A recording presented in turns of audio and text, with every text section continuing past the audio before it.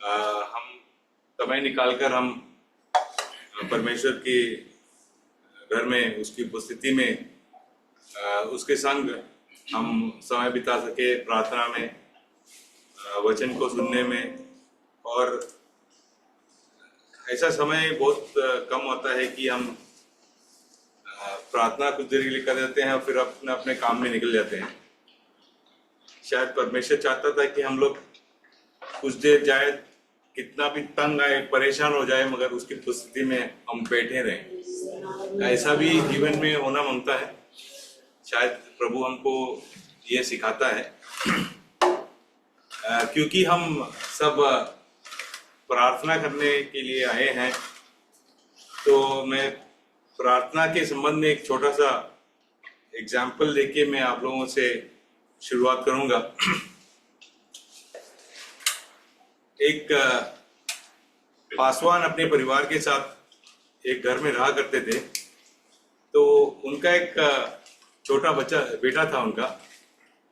तो उनके घर में एक छोटी सी बिल्ली थी, अच्छा दिखने वाला एक छोटी सी बिल्ली थी।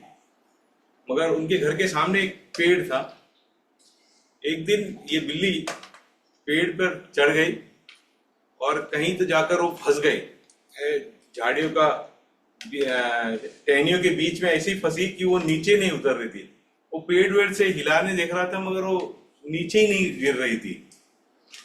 तो क्योंकि ये जो घर वाला पास्टर है उसने बोला कि डरिए मत, मेरे पास आइडिया है। जैसे पास्टर लोगों के पास कभी भी आइडिया रहता है। तो उन्होंने बोला ठीक है, मैं उसे निकालूंगा। कैसे चढ़ तो नहीं पाऊंगा। तो उसने क्या सोचा कि उसका कार को लिया और रस्सी बांधा वो टेनी से, और बोला मैं कार जैसे आगे बढ़ाऊंगा और फिर वो टेनी छुप जाएगी तो मैं वो बिल्ली को पकड़कर नीचे उतारूंगा। तो उसने कार लिया, टेनी को कार के साथ बांधा और धीरे धीरे कार आगे बढ़ने लगा। जैसे ही कार आगे बढ़ने लगा धीरे धीरे टेनी नीचे आने लगी। अचानक से वो रस्सी टूट जाता है। तो फिर क्या हो जाता है, आप लोग समझते हैं कि वो बिल्ली कहीं और उड़कर चली जाती है। तो क्योंकि वो पास्टर है, सबके घर में हाउस विजिटिंग करता है। 2 दिन के बाद कोई और घर में गया, खटखटाया। तो पासवान जब अंदर आए तो वहां घर की सिस्टर ने उन्हें रिसीव किया। तो उनके पति भी बैठे थे। तो उनके घर में एक प्यारा सा बिल्ली उनको दिखाया। तो उसको देखने पर पास्टर को तुरंत ही पता चला ये तो बिल्ली मेरा ही है, मगर पास्टर बोल नहीं सकते हैं। तो पास्टर ने पूछा उनको, ये बिल्ली लाकर बहुत ज्यादा टाइम हुआ क्या? तो उन्होंने नहीं, थोड़ा ही दिन हुआ करके बोला। तो वो बोलते हैं, पास्टर आपको बताता हूं एक चीज, आप भी अचंभित हो जाएंगे। मेरा बेटा कई दिनों से बोल रहा था कि मुझे एक बिल्ली चाहिए, बिल्ली चाहिए। तो बिल्ली लाकर नहीं देता था क्योंकि हम लोग अच्छे नहीं लगता था बिल्ली। मगर एक बेटा ने मेरा, हम लोग साथ में बैठ के बोले चलो बैठकर प्रार्थना करते हैं, परमेश्वर कुछ उत्तर दे देगा उसका। और पता है पास्टर, हम लोग प्रार्थना करके निकले और तुरंत ही हमारे पास परमेश्वर ने लाकर दे दिया करके। तो ये लोग परिवार वाले समझ गए ये सब क्या कहानी है करके। मगर कहानी तो वहां खत्म हो जाती है। तो कई लोग ऐसे ही सोचते हैं कि संयोग होता है प्रार्थना करते वक्त, संयोग होता है प्रार्थना करते वक्त, और प्रार्थना नहीं करे तो संयोग भी बंद हो जाता है। Coincidences happen when there is prayer and coincidences stop happening when there is no prayer. समझ गए आप लोग? प्रार्थना करने पर आपको प्रार्थना का उत्तर के रूप में आपको संयोग शायद देखेंगे, आप कोइंसिडेंस शायद देखेंगे।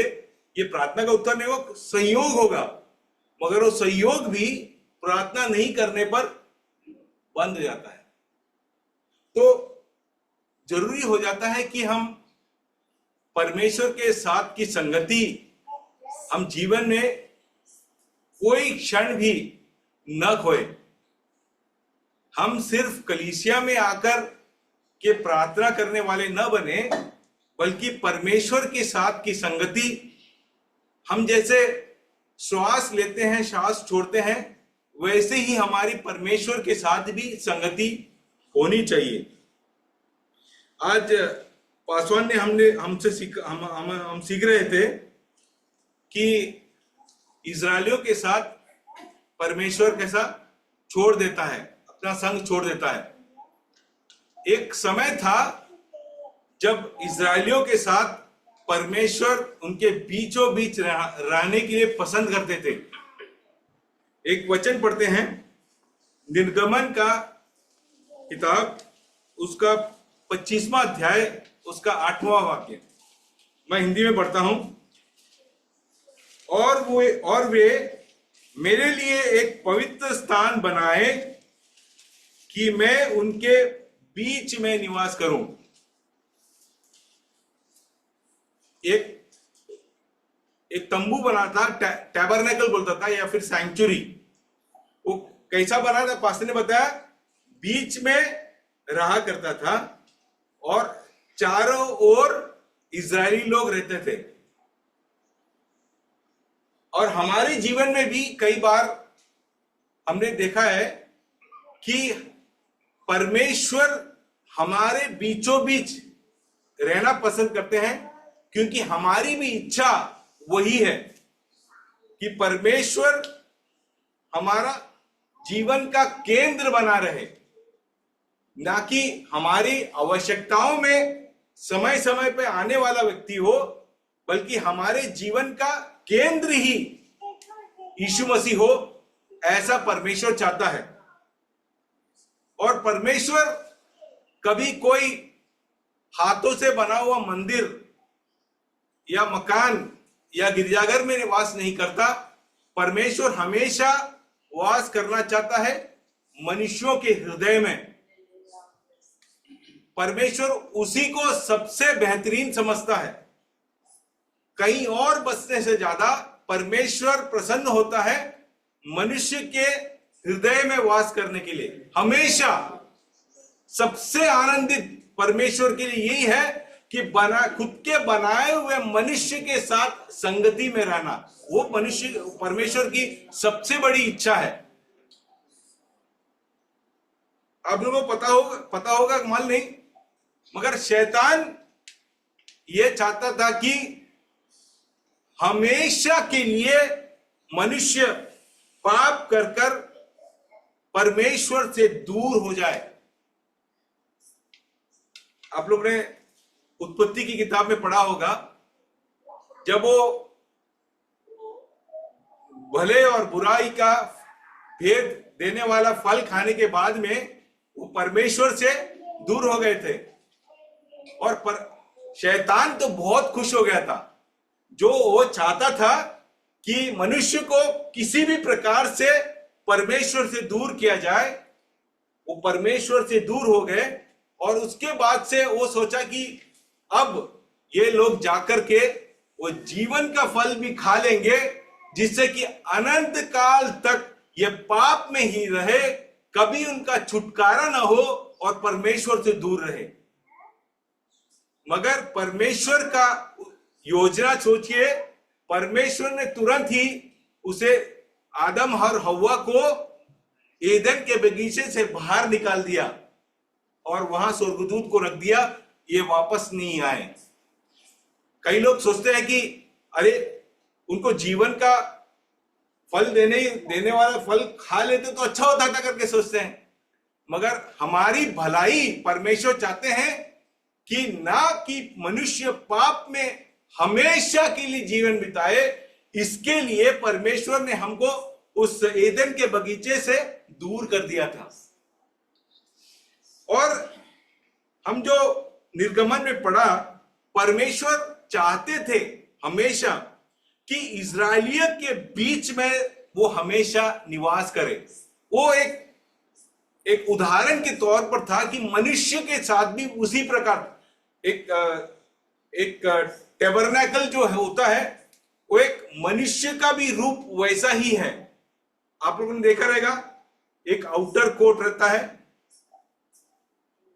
उसको क्या बोलते हैं, सैंक्चुरी ना, आंगन बोलते हैं। आंगन बोलता है होली प्लेस और मोस्ट होली प्लेस। आंगन पवित्र स्थान, अति पवित्र स्थान। मनुष्य भी उसी प्रकार से बना, मनुष्य की कल्पना की गई है। आत्मा जो हमारा अति पवित्र स्थान है, और फिर हमारा प्राण पवित्र स्थान, और हमारा शरीर या देह ये आंगन है। तो हमको मनुष्य ये जो टैबरनेकल है उसी के तौर पर हमको बनाया है। हम लोग कई बार इसका भेद नहीं जानते हैं। मनुष्य को इसीलिए बनाया परमेश्वर कि हर हमेशा के लिए परमेश्वर उस पवित्र स्थान में या हमारे आत्मा के साथ मिला हुआ हमारे अंदर वास करना चाहता है परमेश्वर। वो उदाहरण के तौर पर इजरायलियों को बताना चाहता था कि वो इजरायलियों के बीच में रहना पसंद करता था। मगर हम सब जानते हैं वैसे ज्यादा दिन वो वैसा नहीं हो पाया। उसके बाद क्या हुआ, मूसा आज्ञाओं को लेने के लिए पूरे पहाड़ पर चढ़ा गया, चल गया, और फिर बहुत दिन आने के लिए लग गया। उसके पश्चात क्या होता है, इजरायली लोग जो है पाप कर देते हैं। वो सोने का एक बछड़ा बना देते हैं, और वो सोने का बछड़ा बनाना वो क्या दर्शाता है, वो सबसे बड़ा पाप जो मनुष्य कर पाता है उसी को दर्शाता है। वो क्या दिखाता है, मनुष्य का रेबेलियन को बताता है। रेबेलियन को हिंदी में क्या बोलते हैं, वो परमेश्वर से बलवा करता है। ये मनुष्य का हमेशा के लिए उसकी इच्छा यही है, वो हमेशा परमेश्वर से बलवा करे। कौन होता है परमेश्वर मुझे कंट्रोल करने वाला, मैं अपने आप को कंट्रोल करूंगा। हर एक मनुष्य की इच्छा और स्वार्थ यही मनुष्य को दिखलाता है कि वो परमेश्वर की आज्ञा क्यों माने। मैं खुद का ही भलाई और बुराई का भेद मैं खुद तय करूंगा। कौन होता है परमेश्वर मुझे बताने वाला। इसीलिए हम देख पाते हैं कि इस संसार के अंदर ही कोई भी व्यक्ति जो है परमेश्वर के दिखाए सच्चाई के रास्ते पे नहीं चलना चाहता। क्यों, वो सब बलवा करने वाले लोग हैं।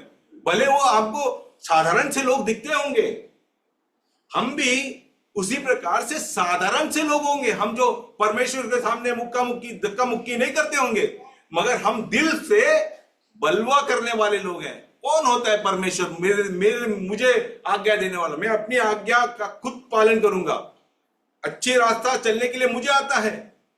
मेरे पैसे का इस्तेमाल कैसे करूं ये मैं जानता हूं। परमेश्वर कौन होता है मुझे सिखाने वाला। मैं पिक्चर देखूं, टीवी देखूं, मोबाइल देखूं, ये मैं तय करूंगा। परमेश्वर कौन होता है मुझे रोकने वाला। यही इसी प्रकार का बलवा जो इजरायली लोग करते थे। इजरायली लोग देखना नहीं चाहते थे फिर मूसा का मुंह, और मूसा का मुंह देखने से क्या होता है, जो परमेश्वर की आज्ञा है इजरायलियों को देता था मूसा, परमेश्वर से प्राप्त करता था वो और इजरायली को देता था। तो इजरायली लोग चाहते थे क्यों हम परमेश्वर को सुने, तो उन्होंने खुद का एक सोने का बछड़ा बना दिया था। वैसे ही हमारे जीवनों में भी देखिए, हमारे जीवनों में भी वैसे ही बलवा करने का स्वभाव, आइडोलेट्री का स्वभाव, हम अपने आप को परमेश्वर बना देते हैं। हम परमेश्वर के पीछे नहीं, बल्कि हम अपने आप में परमेश्वर बन जाते हैं। हम अपना मन की इच्छा को पूरा करना चाहते हैं हमेशा। स्वार्थता ही एक आइडोलेट्री है। हम जैसे ही परमेश्वर की इच्छानुसार न चले, बल्कि अपनी स्व इच्छा से हम चलने लग जाए, तो वो जान जाना कि आप आइडोलेट्री में आते हैं, कि हम अपने आप को परमेश्वर के तुल्य समझते हैं और अपनी इच्छा से चलना चाहते हैं, परमेश्वर को कोई स्थान नहीं जाना चाहते हैं। और परमेश्वर भी कोई ऐसा जबरदस्ती करने वाला व्यक्ति तो है नहीं। पासवान से भी सुना हमने, जैसे हम भी बलवा करते हैं, परमेश्वर चुपचाप वहां से निकल जाता है। और फिर इस्राएलियों के साथ में भी ऐसा ही होता है। ठीक वैसे जो टैबरनेकल या सैंक्चुरी जो इस्राएलियों के बीच में, छावनी के बीच में हुआ करता था, परमेश्वर क्या करता है फिर बाद में, आगे पढ़ेंगे आप निर्गमन का किताब 33वां अध्याय, उसका 7वां वाक्य। तब मूसा तंबू को छावनी से बाहर वरन दूर खड़ा कराया करता था और उसको मिलाप वाला तंबू कहता था। और जो कोई यहोवा को ढूंढता वह उस मिलाप वाले तंबू के पास जो छावनी के बाहर था निकल जाता। यहाँ पे देखिए, परमेश्वर मूसा से कहता है, अब मैं तुम्हारे बीच में नहीं रहूंगा। छावनी, हमारा ये जो सैंक्चुरी टैबरनेकल जो बीच में हुआ करता था, अभी परमेश्वर कहता है कि मैं ये लोगों का बलवा देखकर, इन लोगों की आइडियलिटी देखकर, इनका डिसोबीडियंस, अनाज्ञाकारिता देख करके मैं बिल्कुल भी खुश नहीं हूं। तो मूसा को बोलता है, you make the tent of meeting outside the camp.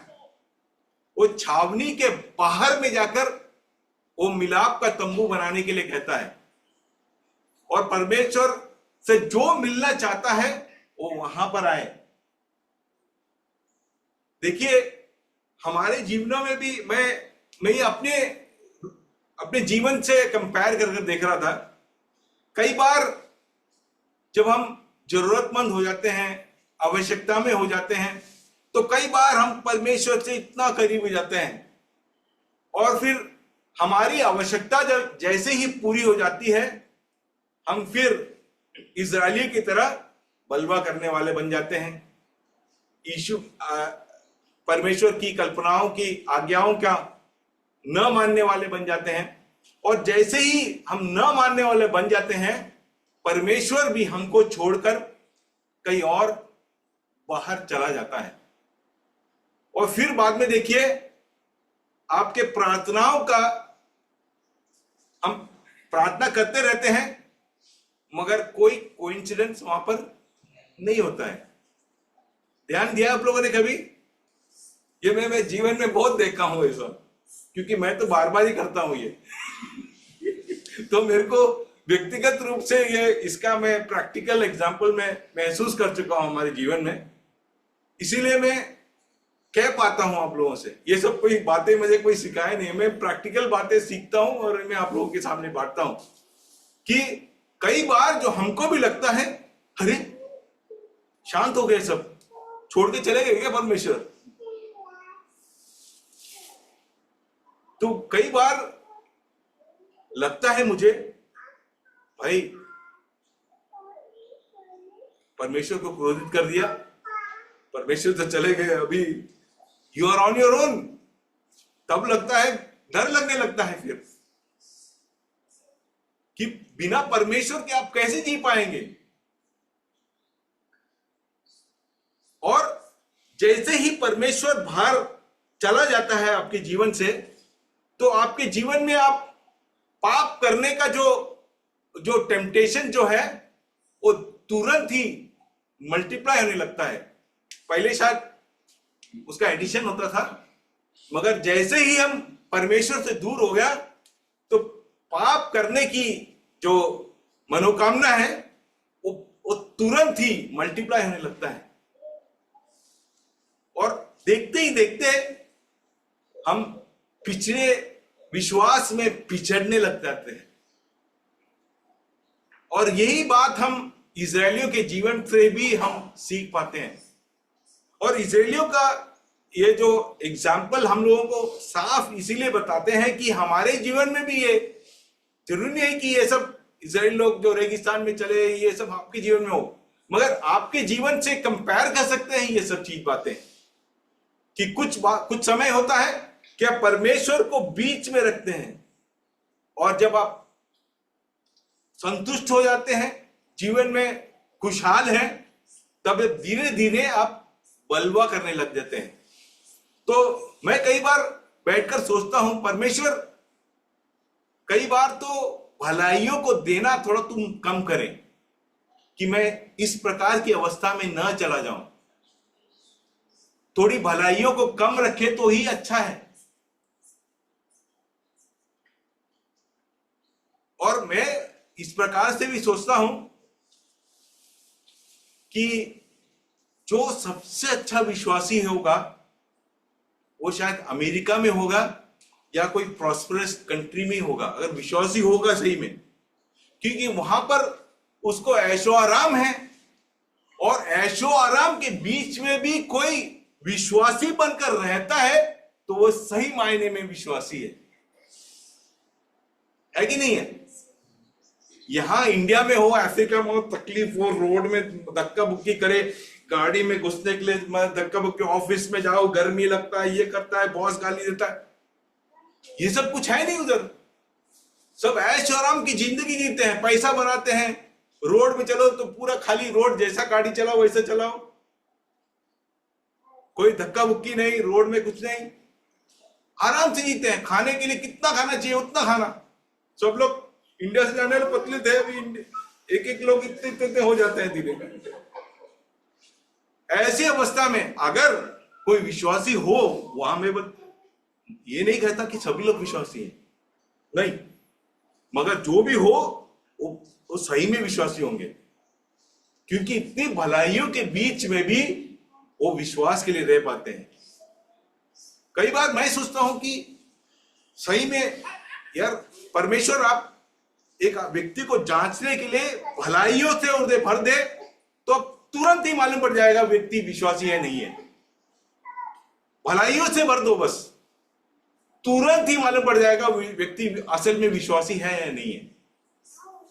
कितना आसान हो जाता है कि हमको सब कुछ मिल जाए तो हम परमेश्वर को तुरंत ही छोड़ देते हैं, भूल जाते हैं परमेश्वर को।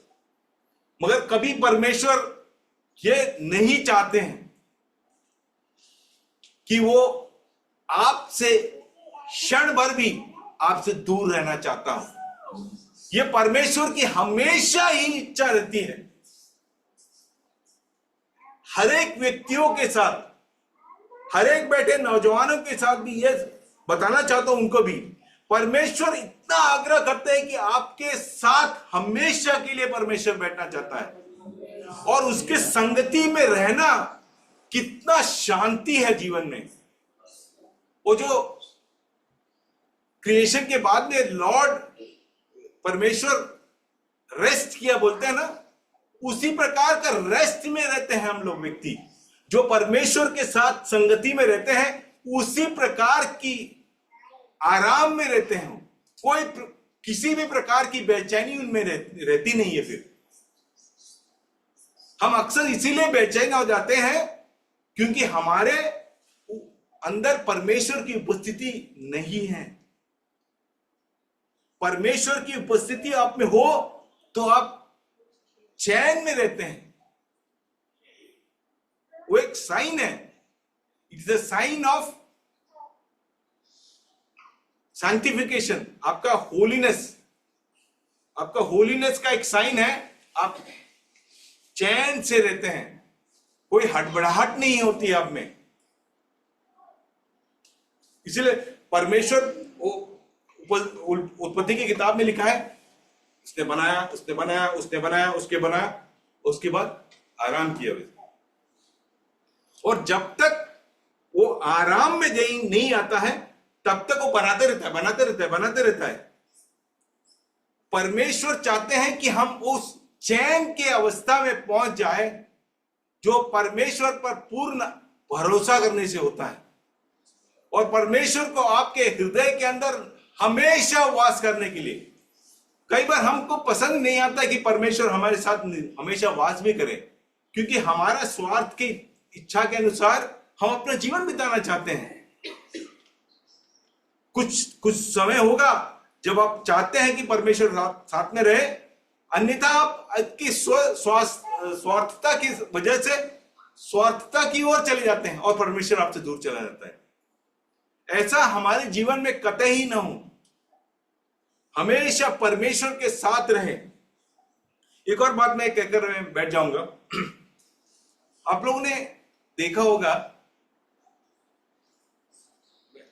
वचन समाप्त हो गया, मैं एक छोटा सा बात करूंगा आप लोगों से। आप लोगों ने देखा होगा कि मैं हमेशा ये एग्जांपल देता हूं कि भारत में देखो, और खास करके भारत में, क्योंकि हम सब भारत में रहते हैं, आप लोगों ने देखा होगा ये जो धर्म का प्रचार यहाँ पे जो करते हैं, ये अक्सर झूठे लोग होते हैं। आप लोगों ने देखा होगा, सबसे बड़ा झूठ बोलता है। जो करंट डिस्पेंसेशन है वो भी, उसका कोई भी चीज में सच्चाई नहीं दिखेगा। सब चीज में झूठ झूठ झूठ झूठ। और अक्सर लोग जो है झूठ बोलने के लिए इतना अग्रसर हो रहे हैं कि सच्चाई क्या है मालूम ही नहीं है किसी को। आप लोगों ने ध्यान दिया ये सब किस लिए होता है? क्योंकि ये जो विश्वास करते हैं, ये किसमें विश्वास करते हैं? मिथ्या पे, माइथोलॉजी पे। माइथोलॉजी या मिथ्या, वो क्या कोई सच्चाई है? मिथ्या पे कोई विश्वास करेगा तो उसके जीवन में सच्चाई किधर से होगा? समझ में आया आप लोगों को? और जो इस प्रकार की ऊटपटांग में बातों में विश्वास करने वाले लोग, उनके जीवन में कोई ऑर्डर होगा? यही हम रोड पे देखते हैं। कोई लाइन लगाओ, सीधा लाइन होता है। लाइन तो कोई भी फॉरेन आके देखते, ये लाइन किधर से है? इधर से है कि इधर से है कि इधर से है? सब जगह से लाइन है। ये क्यों होता है? क्योंकि मिथोलॉजी में उनका सब कुछ करता है। कोई एक परमेश्वर नहीं है। इसीलिए हमारा परमेश्वर है सच्चाई और जीवन वाला परमेश्वर। और एक ही परमेश्वर है जो सच्चा परमेश्वर है, वो यीशु मसीह ही है। आपने देखा होगा वेस्ट में, इसीलिए अधिकतर भारतीय अगर थोड़ा सा पैसा हो जाए, वीजा मिल जाए, तुरंत भाग जाएंगे। अमेरिका भाग जाएंगे, यूरोप भाग जाएंगे, ऑस्ट्रेलिया भाग जाएंगे, या फिर और कहीं भाग जाएंगे। यहां रहना नहीं चाहते। क्यों? वो इतना परेशान देखा है, और वहां देखने पर मालूम पड़ता है उधर कैसा जीवन जीता है, इतना अच्छा सारा। सच्चाई के पीछे हो लेने से हमारा जीवन में एक प्रॉपर ऑर्डर आ जाता है। बिहार और यूपी जाकर देखिए। आज मैं एक यूट्यूब चैनल देखा, एक व्यक्ति, केरल में रहने वाला व्यक्ति, केरल जो भारत देश में स्वर्ग जैसा है, दूसरे राज्यों के तुल्य में केरल स्वर्ग के समान है। तो केरल वाला जो कभी बाहर नहीं गया था, वो व्यक्ति कैसे भी ट्रेन का यात्रा कर बिहार पहुंच गया। वो देखकर परेशान हो गया कि यहां आदमी कैसे जीवित रहते हैं। तो अमेरिका वाले आए तो फिर क्या सोचेगा? वो तो परेशान, वो तो भाग ही जाएगा दूसरे दिन। इस अवस्था में रहते हैं। क्यों? ये सब लोग मिथ्या की फॉलो करते हैं। मिथ्या, जो सच्चाई वास्तविकता से कोसों दूर है, कोसों दूर, उसके करीब भी नहीं आ सकते। इस प्रकार का जीवन जो अंधकार में पड़ गया है, उस अंधकार से उन्हें छुड़ाने के लिए जो उजाला यीशु मसीह का दिखाता हो, वो ऐसे लोगों को पसंद नहीं करते हैं। क्योंकि लोगों को भी पसंद है इस कीचड़ के अंदर फंसे रहे लोग, अंधकार के अंदर फंसे रहे लोग।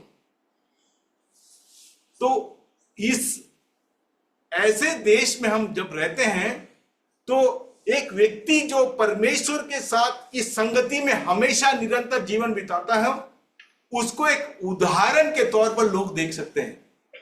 अगर हम अपने आप में परमेश्वर के साथ की संगति को छोड़कर रहे, तो हम भी उन्हीं की तरह साधारण से लोग बन जाते हैं।